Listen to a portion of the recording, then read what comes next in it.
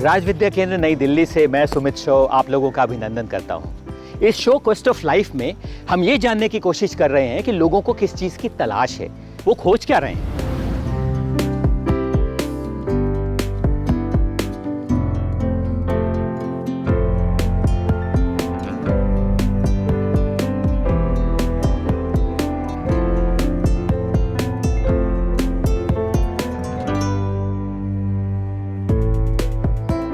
मैं सफर करते करते लाहौल स्पीति से पहुंचा वाराणसी यानी बनारस की गलियों में।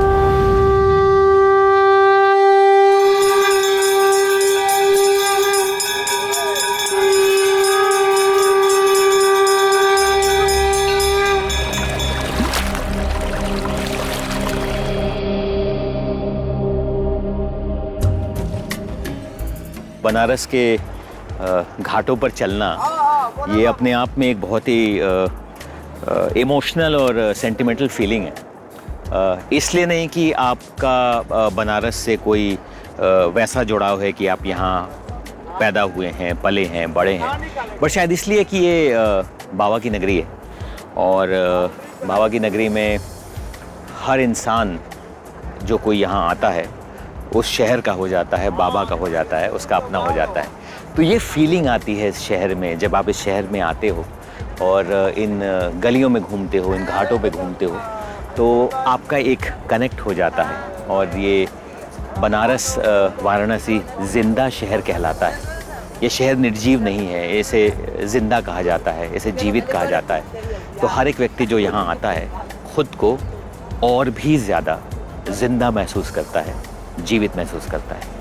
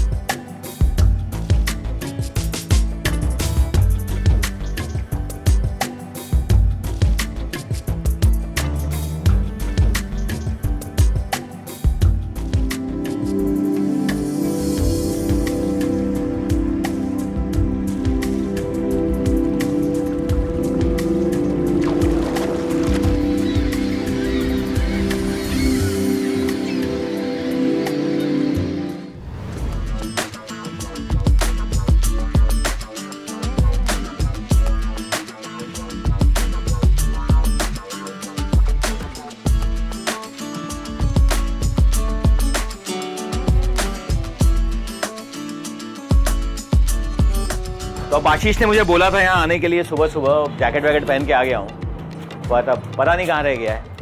मैं वेट कर रहा हूँ। अब ये भी नहीं मालूम है कि इस साइड से आएगा कि उस साइड से आएगा। दिख गया भैया। कहाँ? अरे सर नमस्ते। मतलब सॉरी सर, अरे इतना भयंकर जाम लगा था ना सर, क्या ही बताया सर।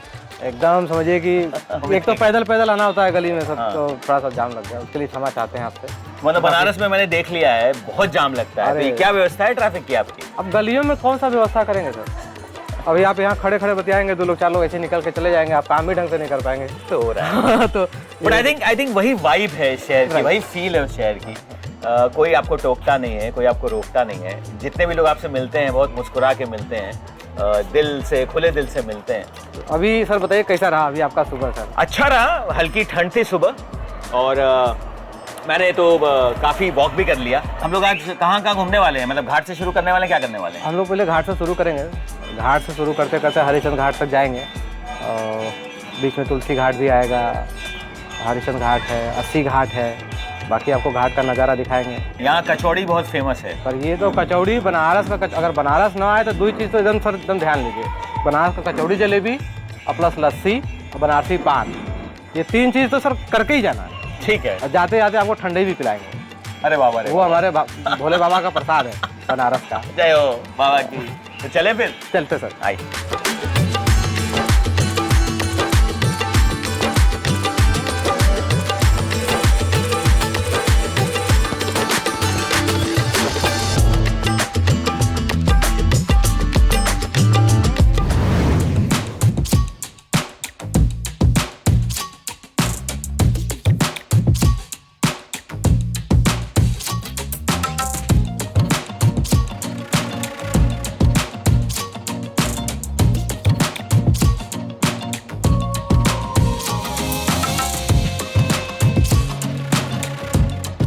अभी हम मनोज जी के दुकान पे हैं और इनके पिताजी का नाम पप्पू जी है। ये पप्पू जी की चाय दुकान बड़ी फेमस है।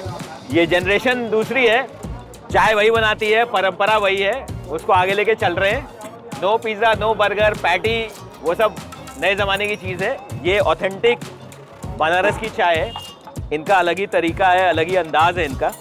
तो हम मनोज जी से बात करेंगे और चाय बनवाएंगे और चाय पियेंगे। तो आप बताइए आप कैसे बनाते हैं? ये गर्म पानी से धोए दिए, ठीक है। फिर इसमें चीनी डालेंगे हम लोग। ये चाय पत्ती है, इस पोटली में डालेंगे। अच्छा, तो खास बात ये है आप खौलाते नहीं है? खौलाएंगे नहीं, कोई भी चीज़ उसमें नहीं, इसी में भी बनेगा। और इसको आप लिकर चाय बोलते हैं? लिकर चाय बोलते हैं। Liquor T. कितने साल हो गए इस दुकान को? देखिए 30 साल तो 32 साल तो हमको हो गया बैठे हुए। हाँ, और इससे बढ़िया कोई जगह हम लोग सोचे भी नहीं है ना। क्या नौकरी है, क्या वो जो ये मजा है ना। वो तो मैं समझ सकता हूँ। हाँ। देख रहा हूँ मैं। यहाँ तो बहुत सारे लोगों ने आगे चाय पी होगी। हाँ, बहुत सारे लोग, बहुत चर्चित लोग। ये हाथ बहुत लोगों को चाय पिला चुकी है। जैसे हम लोग छोटा छोटा थे तो जाज फर्नांडीज छोटे छोटे थे, लोहिया जी, ये लोग पीते थे। और कुछ लोग जैसे राजनाथ सिंह बी एच यहीं पढ़ते ही थे लोग, रीवा हॉस्टल यहीं में रहते थे, यहाँ की चाय का अड्डा लगाते ही थे। मनोज सिन्हा ये लोग रहते ही थे। फिर उसके बाद बड़ी बड़ी हस्ती आई गए लोग यहाँ पर। ये चाय देखिए चीनी मिला रहे हैं इसको कि आपको चाय तैयार हो गई। Thank you. आइए भैया, आप भी लीजिए। बढ़िया। आशीष बाबू वाली भी ले लो और नींबू वाली इधर दे दो, वो भी टेस्ट करेंगे जरा। मनोज जी, अच्छा बहुत बहुत धन्यवाद, थैंक यू सो मच। नमस्ते। बहुत अच्छा लगा, मजा आ गया। अच्छा लगा, आप खुश हुए सर? हाँ, बहुत ज्यादा। नाराज नहीं है सर? अरे नाराज नहीं हूँ, मतलब जी। बनारस में आपकी चाय और उस चाय का जायका, मतलब बहुत मजा आया। Thank you so much. Thank you sir. Thank you, thank you, thank you.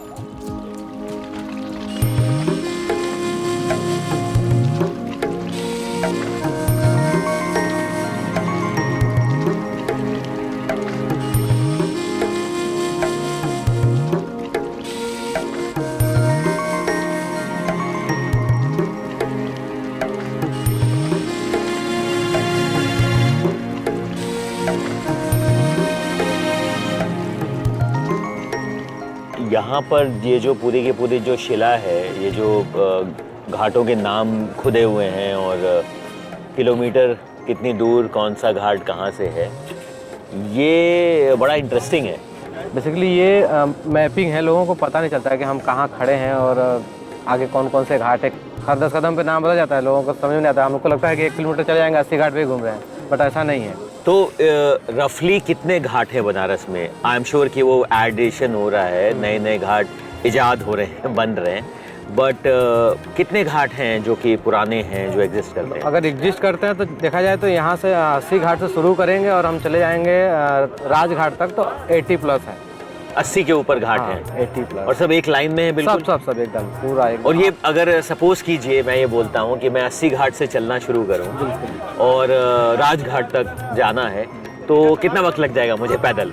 अगर आप नॉन स्टॉप चलते हैं तो मेरे ख्याल से 1 घंटा तो मान के चलिए, बट अगर आप घाटों को एंजॉय करना चाहते हैं तो 2-3 घंटे आप लेके चलिए। हर घाट को बढ़िया सा, हर घाट पे 10 मिनट समय दीजिए, जो इंटरेस्टिंग चीज़ें हैं अपने हिसाब से। तो 2-3 घंटे की जर्नी बहुत अच्छे से बीतेगी आपकी पूरे घाटों पे, यहाँ से लेके पूरा वहाँ तक। हम लोग अभी 80 घाट पे बैठे हैं, यहाँ से निकलेंगे अभी हम लोग तुलसी घाट, और तुलसी घाट से हम लोग आगे नहीं बढ़ेंगे। तुलसी घाट से हम लोग कट करेंगे ऊपर सीढ़ियों पे, चलेंगे गलियों में, थोड़ा गलियों का भी आनंद लेंगे। बनारस आए हैं और गलियों में ना घूमें तो फिर मज़ा ही नहीं है।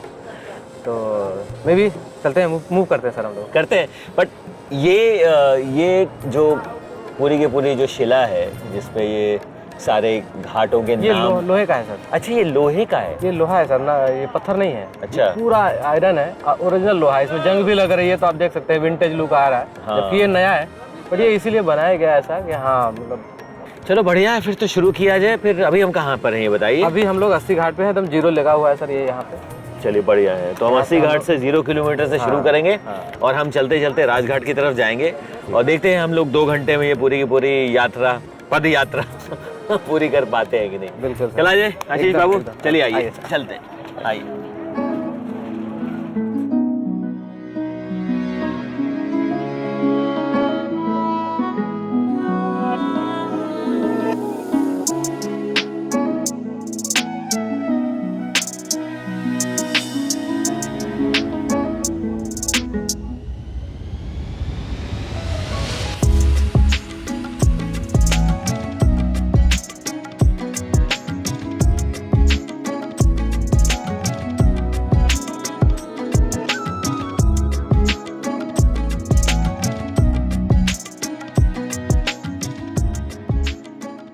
ये हम जहाँ बैठे हैं ये तुलसी घाट है, तो इस जगह की क्या इम्पोर्टेंस है, थोड़ा बताएंगे?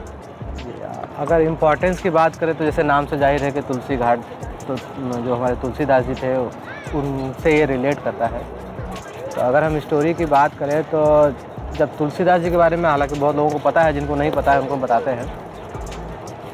उनका शादी से मोह भंग हुआ था। पहले वो अपनी वाइफ से बहुत मोहब्बत करते थे, तो जब उनसे मोह भंग हो गया तो फिर वो अपना ज्ञान और उसकी खोज में निकले, तो फिर वो यहीं घाट पे आए। तो यहीं घाट पे आकर के वो बैठते थे। फिर उन्होंने रामायण का जो रूपांतरण किया था, रामचरितमानस, आज सब लोग जानते हैं उसको, बेसिकली वो रामायण का हिंदी रूपांतरण, क्योंकि रामायण हमारा संस्कृत भाषा में है और रामचरितमानस जो है वो हिंदी में है। तो हिंदी में उन्होंने पूरा उसको लिखा, यही सी घाट पे बैठ करके वो लिखा करते थे। तो इसलिए इस घाट को तुलसी घाट कहा जाता है। तो कुछ भी मतलब अगर नॉलेज गेन करना हो और ज्ञान प्राप्त करना हो और यहाँ के लिखाई पढ़ाई करनी हो तो ये बहुत इम्पोर्टेंट घाट है। अभी भी यहाँ पे यूनिवर्सिटी के बच्चे आकर के बैठ के अपना पढ़ते हैं, स्टडी करते हैं। तो मतलब कहने का मतलब ये है कि बनारस में आके, बनारस के घाट पे बैठ के कहीं ना कहीं आप ज़िंदगी से बहुत करीब हो जाते हो, ज़िंदगी से आपका आमना सामना हो जाता है। आप जब अंतिम सत्य जान लेते हो ज़िंदगी का तो चीज़ें और क्रिस्टल क्लियर दिखती हैं आपको। इसीलिए इसको बनारस को सर जिंदा शहर कहा जाता है। और शहरों में भी हम गए, काफ़ी शहरों में घूमे, तो हर जगह आदमी काम धंधा व्यस्त, सुबह से निकला है शाम को घर आ रहा है। यहाँ ऐसा नहीं है। यहाँ आपको हर 10 कदम पे मिलेगा कि हाँ नहीं यार, आदमी ज़िंदगी एंजॉय कर रहा है। अभी चीज़ें हुई हैं, उसके साथ घटना हुआ है, उस घटना को तुरंत छोड़ता है और अपनी ज़िंदगी में फिर से रम जाता है। तो चीज़ों को पकड़ना और छोड़ना यहीं से समझ में आता है कि हाँ, आप किसी कोई दुख आया तो उसको तुरंत छोड़िए, सुख भी आया है तो बहुत दिन तक नहीं रहेगा, तो वो भी छोड़ना सीखिए। फिलोसफिकल, बहुत बहुत फिलोसफिकल बात है, ये बड़ी फिलोसफी है लाइफ की। ये सब चीज़ें यहाँ बैठेंगे उठेंगे तो सब समझ में आएगा। थोड़ा चलिए बिताते हैं, चलिए आइए।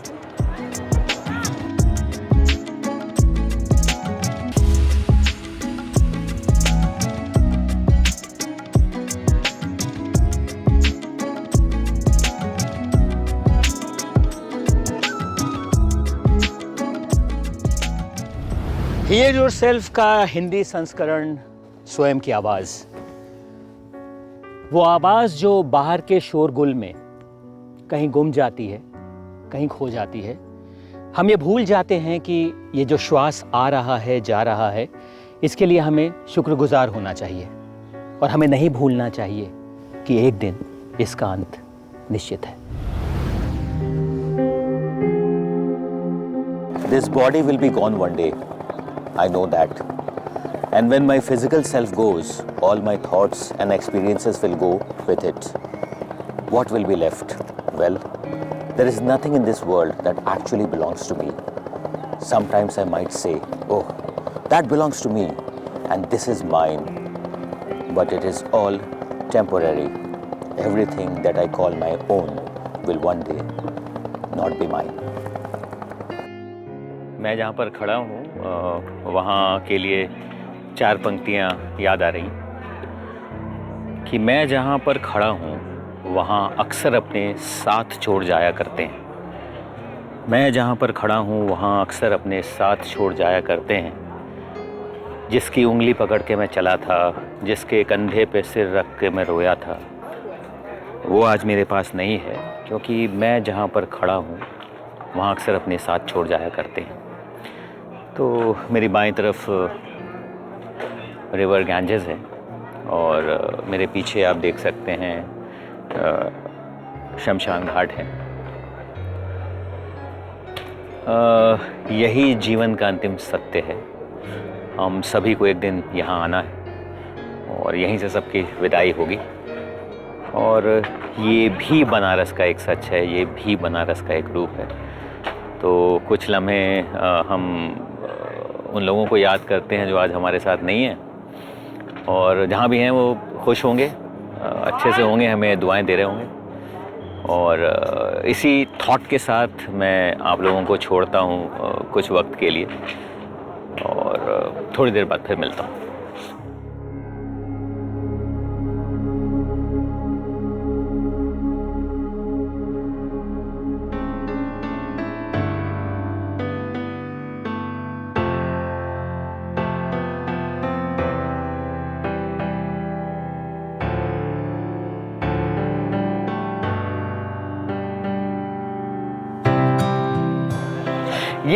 बनारस नाम का सिग्निफिकेंस क्या है? कुछ लोग इसको काशी बोलते हैं, कुछ लोग, अब तो नया नाम ऑब्वियसली ऑफिशियल नाम इसका वाराणसी है।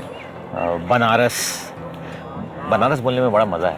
बोलचाल की भाषा में हमेशा से बनारस जो है वो टॉप में रहा है। मतलब हम बनारस का ही गुरु, मतलब ये कह के हम लोग को फख्र होता है कि हम लोग बनारसी हैं। वरुणा और अस्सी जो रिवर है, ये दोनों बनारस इसके बीच में है, तो वाराणसी कर दिया गया। और रही बात बनारस से पुराना नाम इसका काशी है, जो हमारे ग्रंथों में ऋग्वेद, अर्थवेद हर जगह है, वो काशी ही जिक्र होता आया है।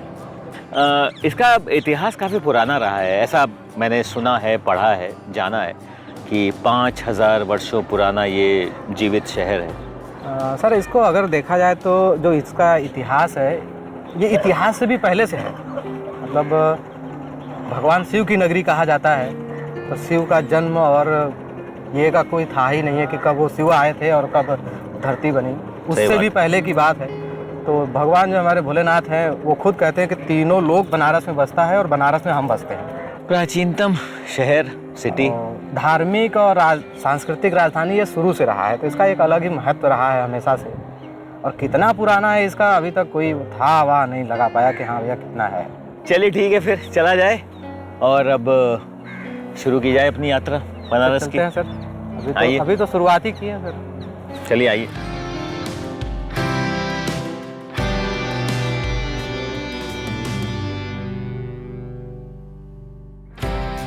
बनारस में प्राचीन तीर्थस्थल हम लोगों ने बहुत देखे हैं, बट ये जो है जगह जहाँ मैं बैठा हूँ, ये आधुनिक तीर्थस्थल है, बिल्कुल मॉडर्न। अभी ऐसा क्यों है तो थोड़ा सोचना पड़ेगा। इसके लिए आपको एक फ़िल्म देखनी पड़ेगी, ब्रह्मास्त्र। बड़ी फेमस बॉलीवुड मूवी है, ब्लॉकबस्टर। तो ब्रह्मास्त्र के गाने की शूटिंग इसी जगह पर हुई है।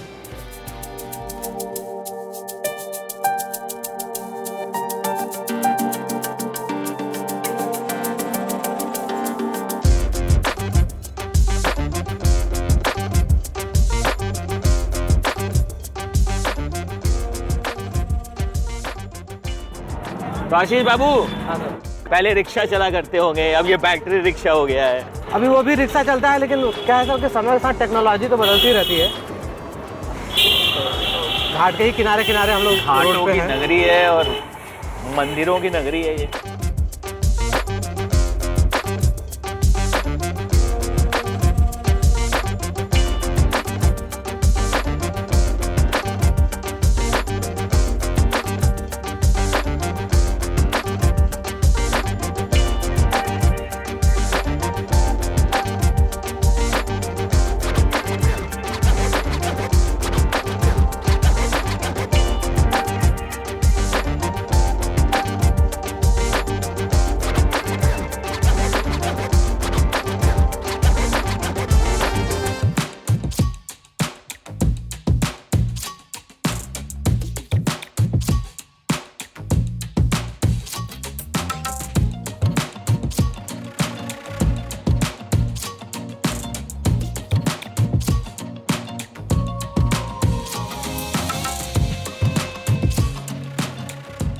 अच्छा, अब आप मिला देंगे उसको।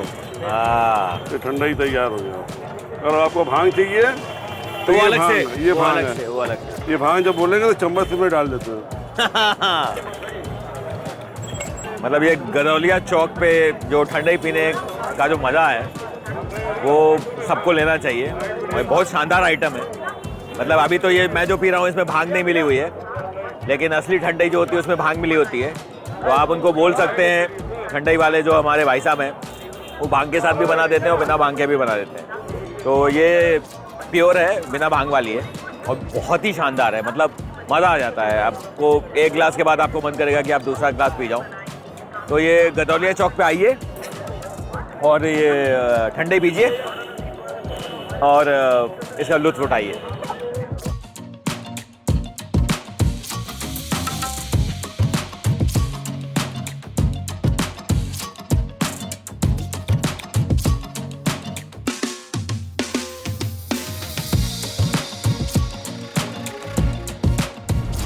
कितना भी घनघोर अंधेरा हो, दुख हो, परेशानियां हो, ये सब मिलकर एकजुट हो के भी उगते हुए सूरज को और उम्मीद की किरण को हरा नहीं सकते हैं। हमारा जो जीवन है ये चुनौतियों से भरा हुआ है, चैलेंजेस से भरा हुआ है, पर हमें क्या करना चाहिए? हमें साहस के साथ डट कर इसका मुकाबला करना चाहिए। बनारस की जो सुबह है हमें यही संदेश तो देती है।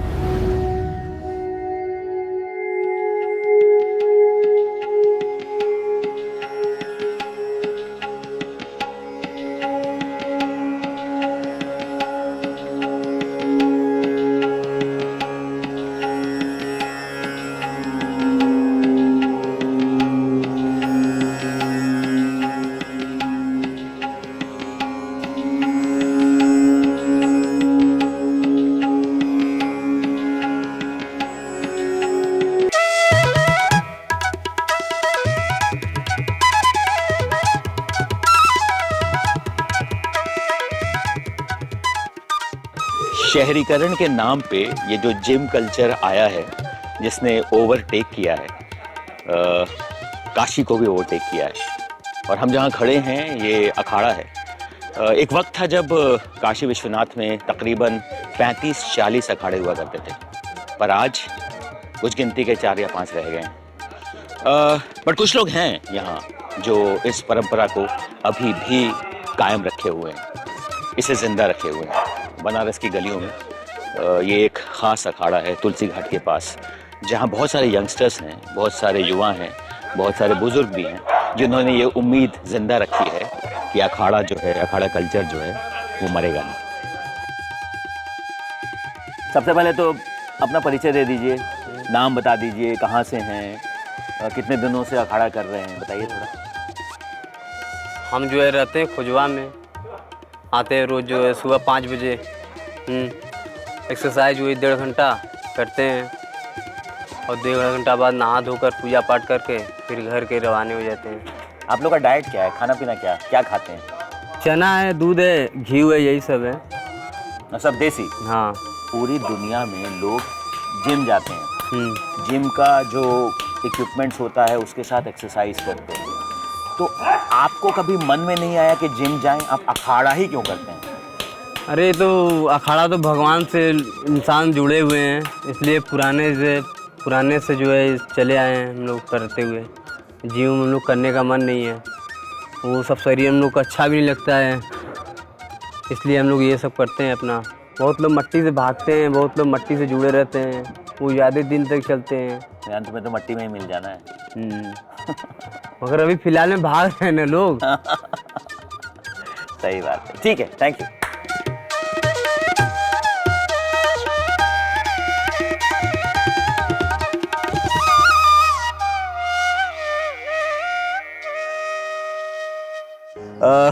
भाई बनारस आने पे ना हिंदुस्तानियों से ज़्यादा जो लोग मिलते हैं यहाँ गलियों में, सड़कों पे और घाटों पे, वो होते हैं विदेशी।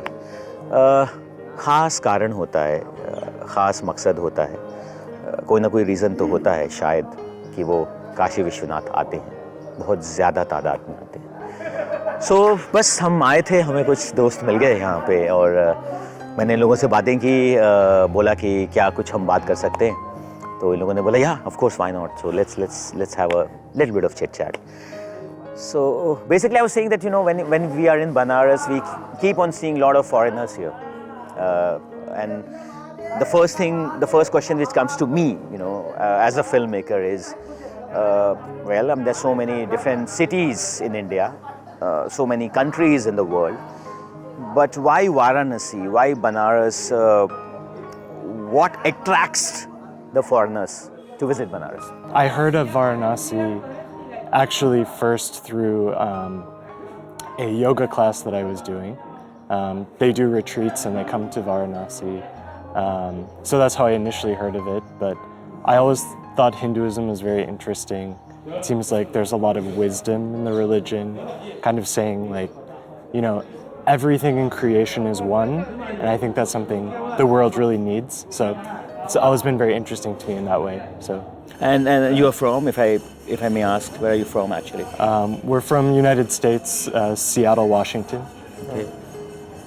Same applies this for you, or there's some other reason you visited actually? For me, this is all just very new. I've always been very interested in Indian culture. It's been very interesting coming to Varanasi and coming to a more spiritual place. Wow.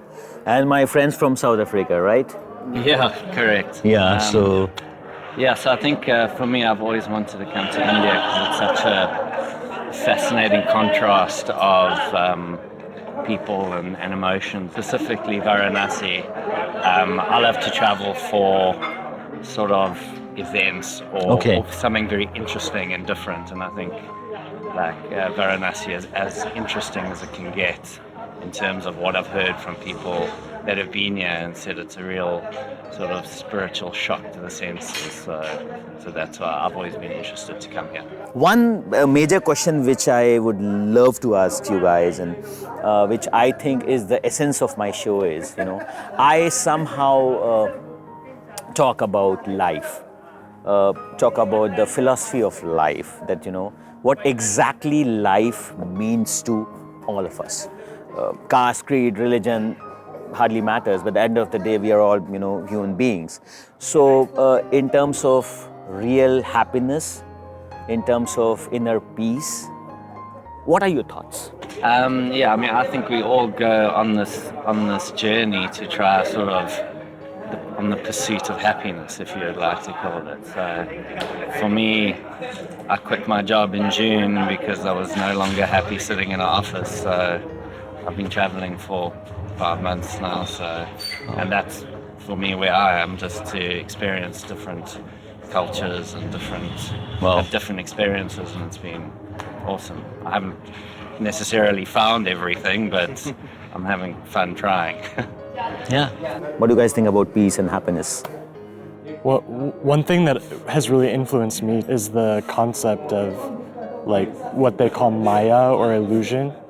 I always thought that was very fascinating, in that the pursuit of happiness for yourself isn't necessarily what's going to make you happy. Sometimes that's kind of an illusion.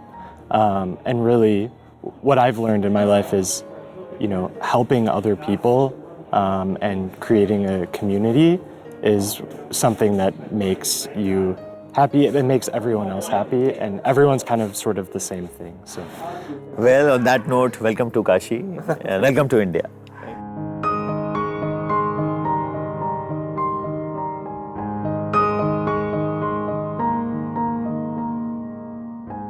एक नया सफर, एक नया शहर, नए ढंग का खान पान, नया कल्चर, नए दोस्त।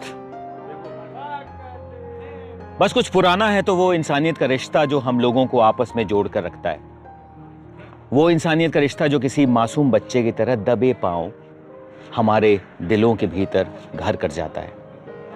ये ज़रूरी है कि हम उस इंसानियत के रिश्ते को संभाल कर रखें, सहेज के रखें अपने दिलों में।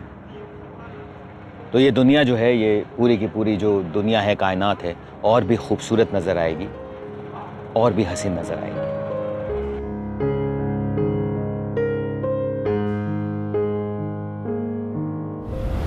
हमें भविष्य को युवाओं के लिए तैयार करना चाहिए, या हम ऐसा भी कर सकते हैं कि युवाओं को भविष्य के लिए तैयार करें। हमें अपनी लेगेसी आने वाली पीढ़ी को सौंपना चाहिए। आर्ट एंड कल्चर जिस शहर के रोम रोम में बसा है, वो शहर बनारस ऐसा ही कुछ कर रहा है। तो चलिए मैं आप लोगों को मिलवाता हूँ कुछ ऐसे ही खूबसूरत कलाकारों से।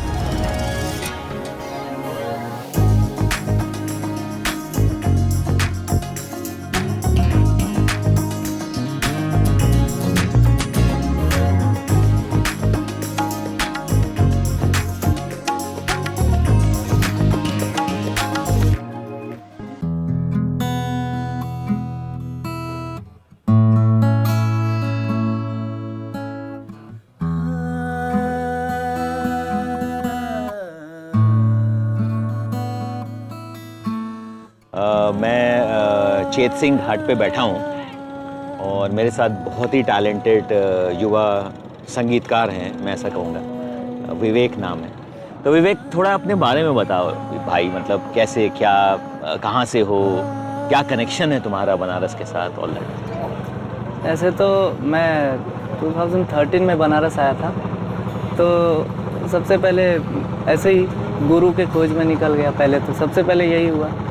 विदुषी सुचरिता गुप्ता जी हैं, तो उनसे अभी मैं म्यूज़िक की शिक्षा लेता हूँ। वो उपशास्त्रीय, शास्त्रीय सिंगिंग की बहुत नामचीन कलाकार हैं। बाकी BHU से मैंने डिप्लोमा किया, प्रयाग संगीत समिति से प्रभाकर हूँ, और उसके बाद अभी ग्रेजुएशन चल रहा है BHU से ही, वोकल डिपार्टमेंट, परफॉर्मिंग आर्ट। क्या चीज़ है वो जो तुम्हें लगती है बनारस की जो एक कलाकार को ऊर्जा देती है, जिससे वो कलाकार जो है वो अपने आप में निखार लेके आता है? हमको लगता है कि आर्टिस्ट को एक जीवित चीज़ों से जुड़ाव ज़्यादा होता है, और उसके साथ वर्क करता है जब, तो वो चीज़ों को ज़्यादा क्या कहते हैं परफेक्शन ला पाता है। चलो फिर अभी के लिए फिर मिलते हैं। फिर मिलते हैं।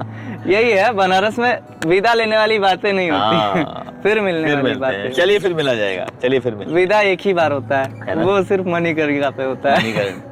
चल। तू ही जग की है रचैया, तुझसे है संसार माँ, तू ही जननी है मैया, तू ही है जहान माँ, तू ही है जहान माँ, तू ही है जहान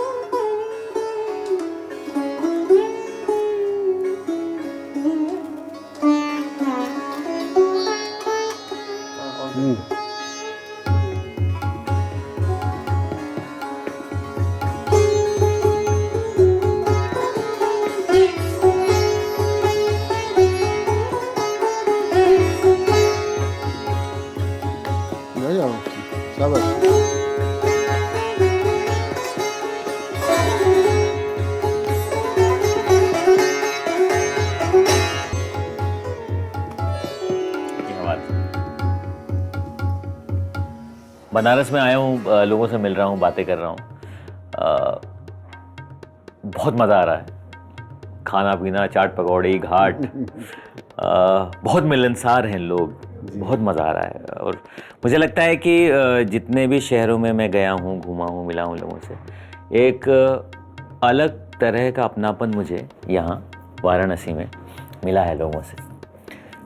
तो क्या लगता है, इसकी क्या ख़ास वजह है? ये शहर ऐसा अलग सा क्यों है? ये लोगों को ऐसा अपना कैसे लेता है?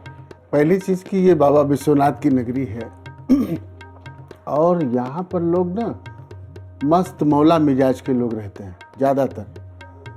सुबह अपना कचौड़ी खाना, शाम को अपना ठंडई भांग पीना, और यहाँ की पान आप जानते ही हैं, बहुत मशहूर है। बिल्कुल बिल्कुल जी, हम सभी भी खाते हैं थोड़ा पान। मैंने भी खाया है। तो उसका एक अलग आनंद है, इसलिए इसी का नाम बनारस है, बना हुआ रस, कोई उसमें मिलावट नहीं है। वैसे ही ये गाने बजाने में भी मस्ती होता है, संगीत में भी ये मस्ती है जी। बनारस की चीज़ें जैसे ठुमरी है, दादरा है, या इंस्ट्रूमेंट ही है, तबला है, वीर रस का तबला बजाते हैं, क्योंकि यहाँ पे अखाड़े में लोग लड़ते थे।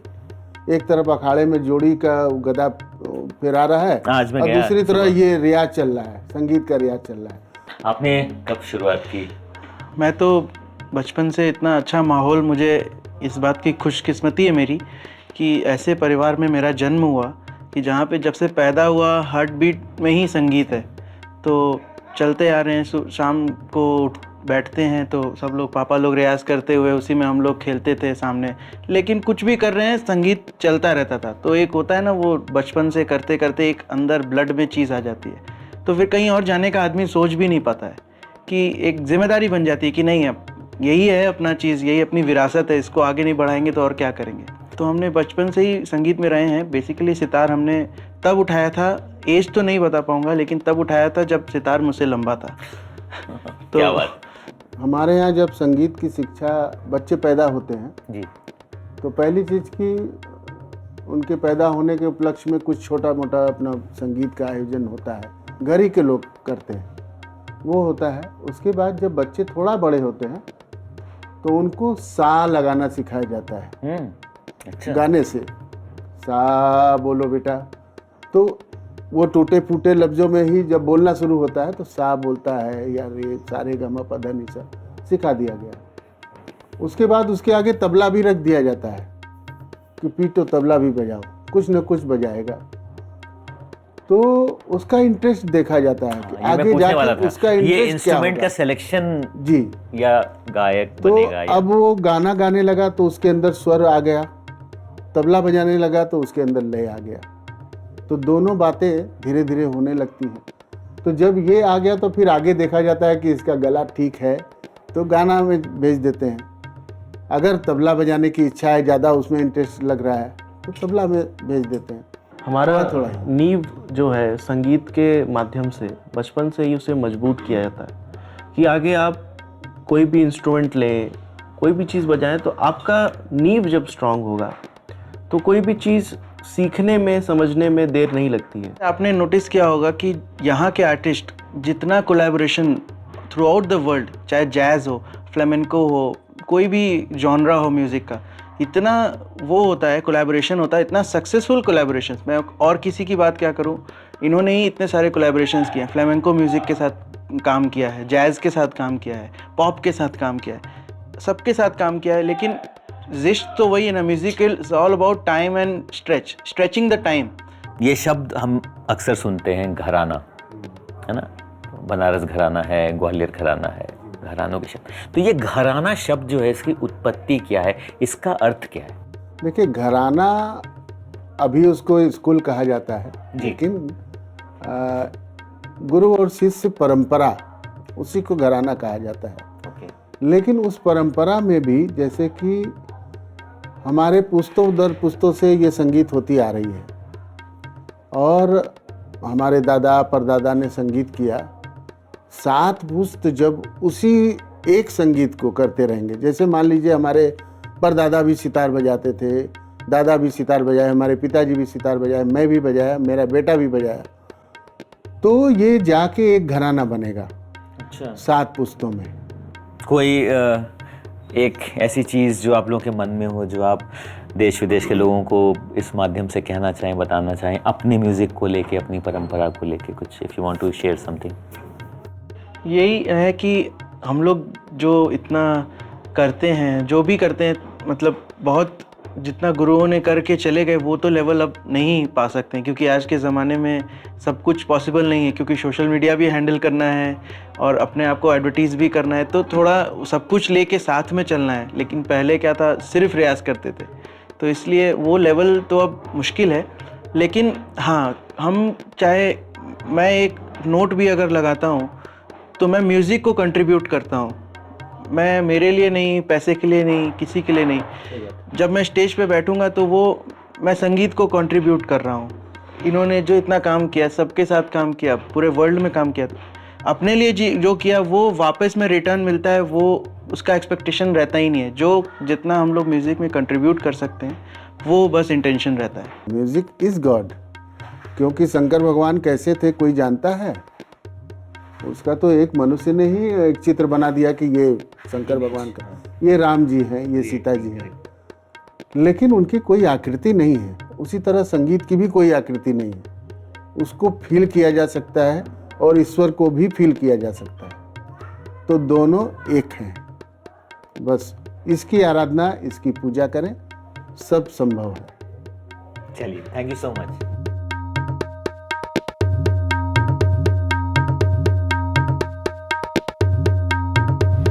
कोई भी शख्स बनारस आए और यहाँ की गंगा आरती में शामिल न हो, ऐसा हो ही नहीं सकता है। जैसे ही सूर्यास्त होता है, छोटे बड़े घाटों पे यहाँ गंगा आरती होने लगती है, जिसमें हर जाति धर्म समुदाय के लोग शामिल हो सकते हैं, क्योंकि हम सबका सच एक है, श्वास का आना और श्वास का जाना।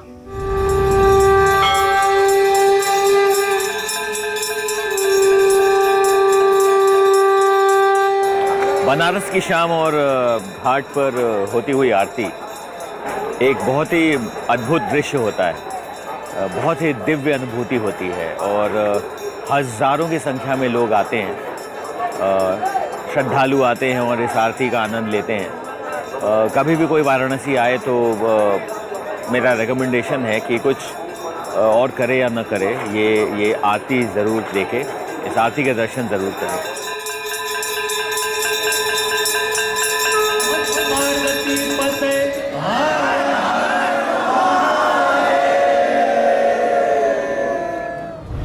मैं अकेला ही चला था जानिबे मंजिल, मगर लोग साथ आते गए और कारवां बनता गया। जी हाँ, ये जो क्वेस्ट ऑफ लाइफ है ये जारी है और बहुत सारे लोग मेरे साथ जुड़े इसमें। और आज बनारस में क्वेस्ट ऑफ लाइफ का ये आखिरी पड़ाव है। आज लास्ट डे हम शूट कर रहे हैं बनारस में, और बनारस से भी मैंने बहुत कुछ सीखा है, जाना है। सबसे बड़ी बात जो मैंने सीखी है वो ये सीखी है कि जो तलाश है वो बड़ी बड़ी चीज़ों में नहीं है, बल्कि छोटी छोटी चीज़ों में है। ये जो एक छोटा सा पल है उसे हमें खुल के जीना चाहिए, क्योंकि यही एक पल है जो हमें ज़िंदा रखता है। यही एक श्वास का आना जाना है जो हमें ज़िंदा रखता है। और वो छोटी छोटी खुशियाँ कुछ भी हो सकती हैं, जैसे कि कचौड़ी और जलेबी हो सकती है, वो बनारस का पान हो सकता है, वो ठंडाई हो सकती है। तो चलिए आपको मैं कुछ बनारस के लजीज जायकों का मज़ा दिलवाता हूँ। बनारस की ना एक और ख़ास बात है जो मैं बताना चाहता हूँ आप लोगों को। यहाँ का जो ट्रैफिक है ना, ऐसा ट्रैफिक आपको पूरी दुनिया में नहीं मिलेगा। मतलब जब सिग्नल पे लाइट रेड होती है तो लोग चलते हैं, और जब लाइट ग्रीन होती है तो लोग रुक जाते हैं। जब आप गाड़ी रिवर्स कर रहे होंगे तो लोग देख रहे होंगे कि गाड़ी आ रही है आपकी, तो वो चलने लगेंगे। बट शायद यही मज़ा है इस शहर का। इस शहर का अंदाज बहुत इंटरेस्टिंग है। तो चलिए अब हम जा रहे हैं कचौड़ी खाने के लिए। बड़ी फेमस जगह है एक यहाँ पे। ये है हमारा बाबा चाट भंडार। बाबा चाट भंडार में हम खाएंगे कचौड़ी। यहाँ सुबह का नाश्ता कचौड़ी जो है बहुत फेमस है। 1 प्लेट कचौड़ी लगानी है आपको।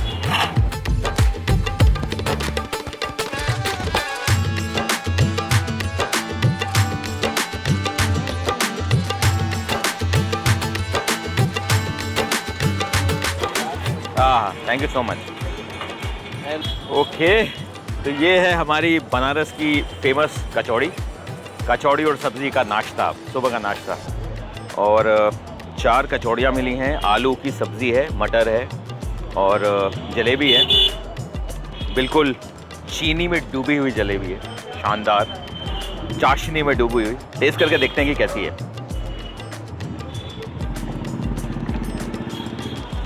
क्वेस्ट ऑफ लाइफ कर तो रहा हूँ, बट ऐसा लग रहा है कि मैं फूड ब्लॉगर हो गया हूँ।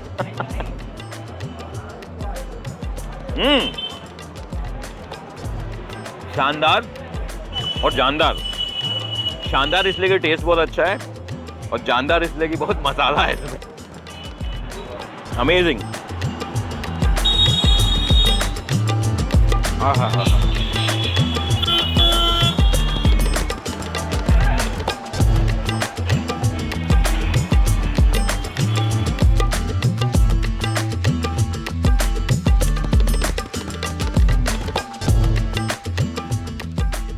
अमिताभ बच्चन जी की डॉन हो या शाहरुख खान साहब की डॉन, मतलब बनारस की पृष्ठभूमि पे पिक्चर बने और पान का जिक्र नहीं हो, बनारसी पान का जिक्र नहीं हो, ऐसा तो हो ही नहीं सकता। तो मैं सुमित शॉ बनारस में कंटेंट बनाऊं और बनारसी पान नहीं खाऊं, ये भी हो नहीं सकता। तो इसलिए मैंने ये बनारस का पान बनवाया है और इसको खाता हूँ, इसका लुत्फ उठाता हूँ। आप लोग देखते रहिए क्वेस्ट ऑफ लाइफ।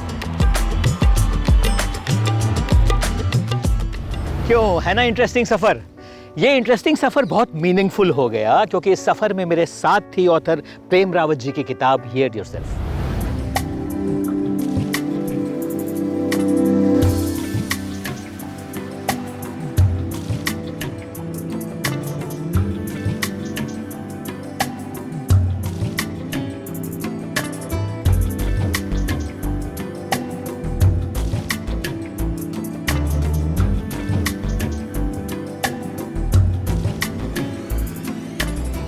बनारस को घाटों का शहर कहा जाता है। गंगा नदी के किनारे किनारे ये पूरा का पूरा शहर बसा है। और इस सफ़र में मैं प्रेम रावत जी की हियर योरसेल्फ किताब पढ़ रहा हूँ। और नाव, ज़िंदगी और पानी, बहुत ही खूबसूरत कुछ लाइनें हैं जो मुझे मिली, वो मैं पढ़ना चाहूँगा। You are just a little boat made out of paper, sailing down the river. They are such astute words because as you go down the river of life, guess what? The paper is getting soaked and is starting to disintegrate, meaning the boat is losing its form and slowly merging with the water.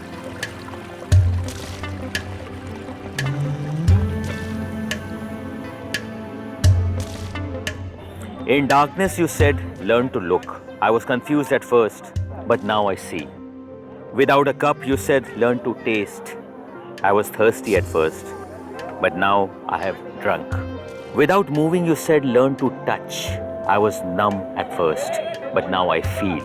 In silence, you said, learn to listen. I was deaf at first, but now I hear. जिंदगी भी बड़ी अजीब है. हम भागते रहते हैं तमाम चीज़ों के पीछे, बट एक सच से अनजान रहते हैं कि ज़िंदगी सिर्फ 2 दीवारों के पीछे है. इस दीवार के पहले क्या था हम नहीं जानते, इस दीवार के बाद क्या है हमें नहीं मालूम. ज़िंदगी का जो सच है वो इन 2 दीवारों के बीच का सच है.